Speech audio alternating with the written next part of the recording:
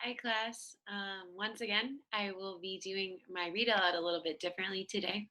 I'm going to be doing my read aloud while on the YouTube because on YouTube I was able to find this story. I didn't have this book.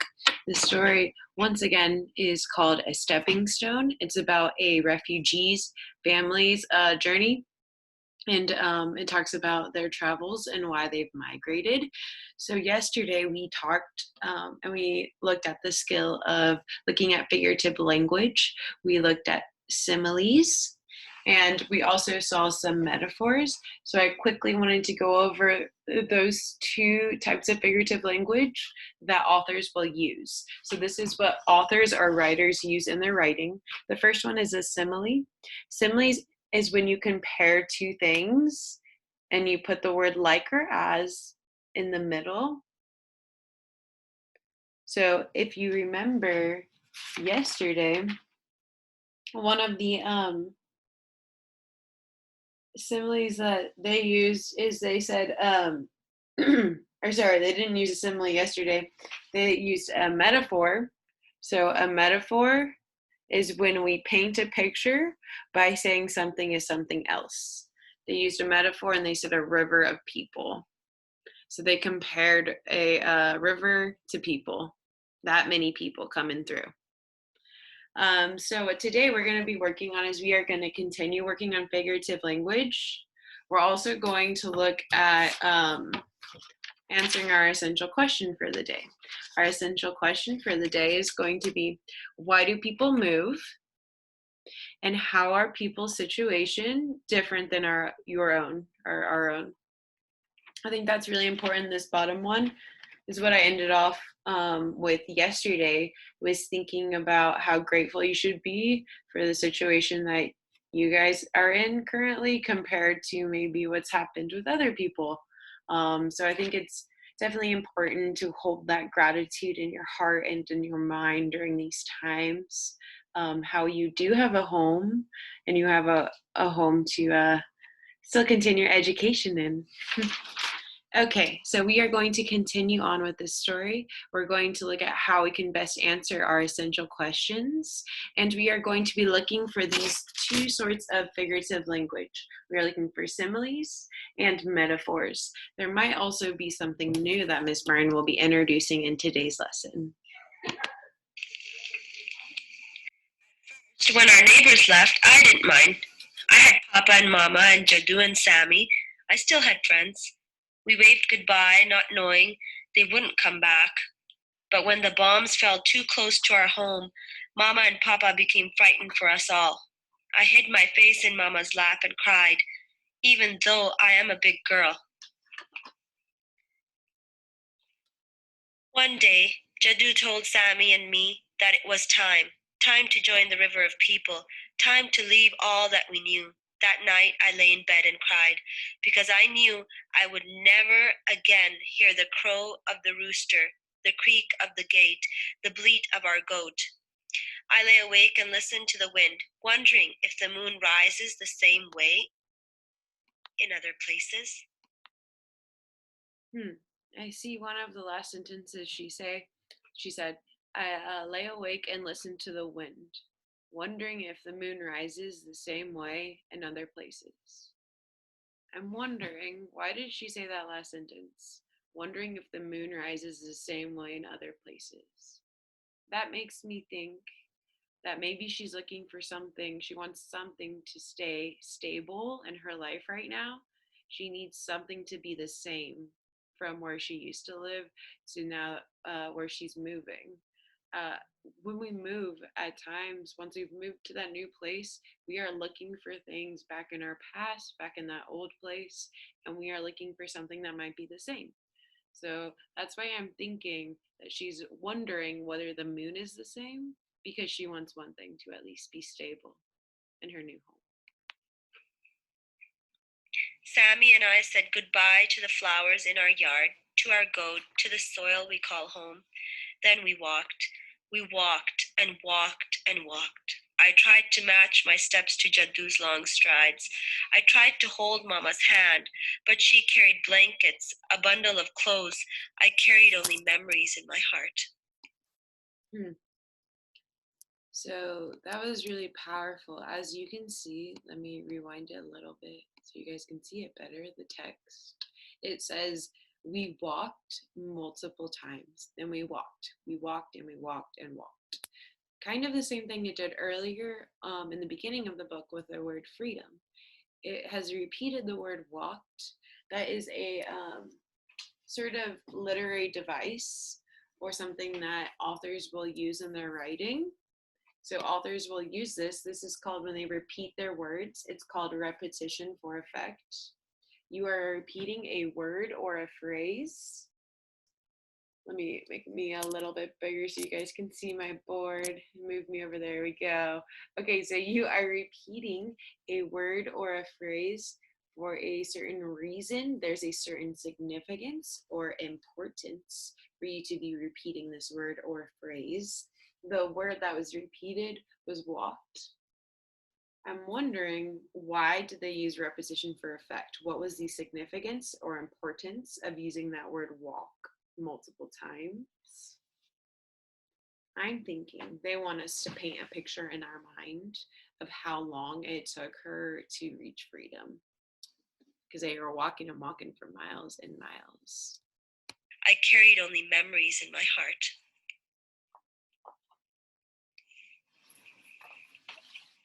We walked, sometimes alone, but mostly with many others, everyone fleeing the war, running away from the bombs. Papa carried little Sami and more on his back. When I grew so tired and cried, Papa told me we were walking toward a brighter new future. We walked to the end of the earth, and when we reached it, there was the sea. We set sail on waves of hope and prayer. I was frightened as the waves battered our little boat. And not everyone made it safely across. We said prayers for those whose journey ended at sea. Okay, I wanted to pause right here because in the text, if you see right here where my mouse is, it says, we set sail on waves of hope and prayer. If you think about that, what sort of figurative language is our author using right there? Is our author comparing two things and using the word like or as? Or are they comparing and saying something is something else? The waves are hope and prayer. I would go for our metaphor. That's what is happening in that sentence. It's saying that hope and prayer are coming and going just like waves. So that's how they are moving on to their journey, is the coming and going of prayer and hope. So that once again was a metaphor that our author used to best describe. So he compared two things. He compared prayer and hope to sort of wave type of movement. When we arrived on land once again, Mama and Papa planted seeds to grow flowers, to remember those who did not reach freedom.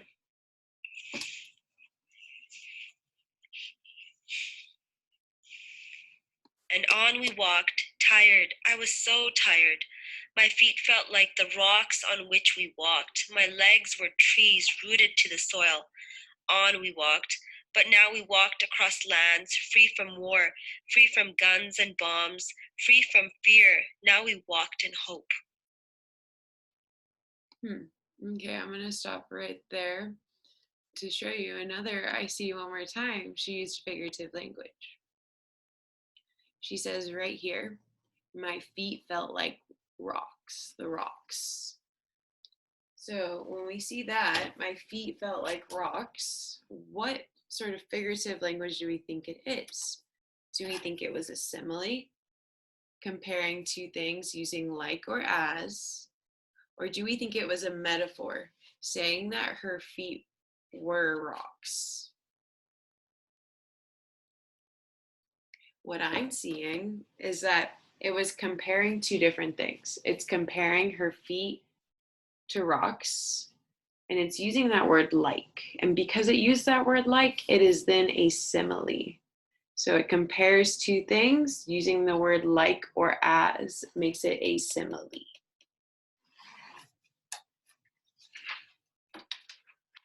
And I also, right behind that, right below it, I see my legs were trees rooted to the soil. Are her legs really trees? No, our legs can't really be trees. Once again, the author is using a figurative language, either a metaphor or a simile, to better explain how her legs felt. Well, I think it's a metaphor because if you look at this closely, it says, my legs were trees rooted in soil. It's a metaphor because they are comparing two different things, her legs to trees. They are painting a picture in our mind. Are they using the word like or as in between my legs and trees to let us know my legs were like trees or my legs were moving as trees do? They did not. So because there is no like or as in the middle, it is then a metaphor. They're comparing their legs to trees.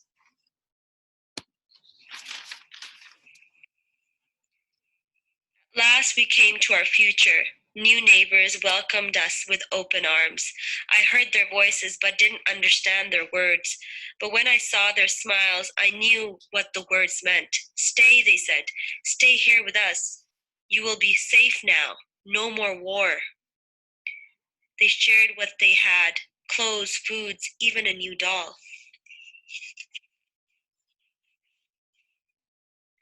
We have a new home now. A home with new sounds and smells, with smiles and people who help. Will this always be home, or will we go back one day? The lucky ones, they call us, new memories, new hopes, new dreams, not of war, but of peace. I'm going to stop right there because I see another way our author used a literary device. They used in the sentence new memories, new hopes, new dreams. I see there was a word that was repeated multiple times. What word was that? I'm wondering, why was that word repeated? If you remember, when a word is repeated, it is called repetition for effect. The word that was repeated is the word new. I'm thinking and I'm noticing that our word new is repeated, and that means it's repetition for effect. But what's the reason? What's the significance or importance of that word new being repeated? I think it's to show, the author is showing, as she's moved to a new place, she has the opportunity to create new memories, new hopes, and new dreams will be fulfilled in this new place.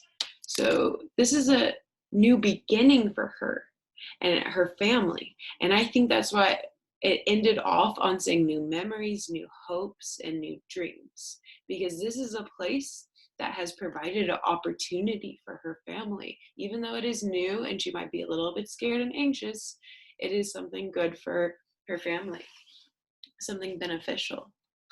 So once again, I'd like you guys to think about our essential question: why do people move? And how are other people's situation different than your own? I'd really like you guys to think about this bottom one, because what I ask you guys to do in your next activity is I would like you guys to create a Venn diagram. A Venn diagram is when you compare two things. So we are comparing two things and contrasting our two stories of the week. Our first story was called what again? It was called Freedom Trip. I'd like you to take a moment to think about what Freedom Trip was about. Okay, now I'd like you to think about the second story. What was it called? And a little bit about it.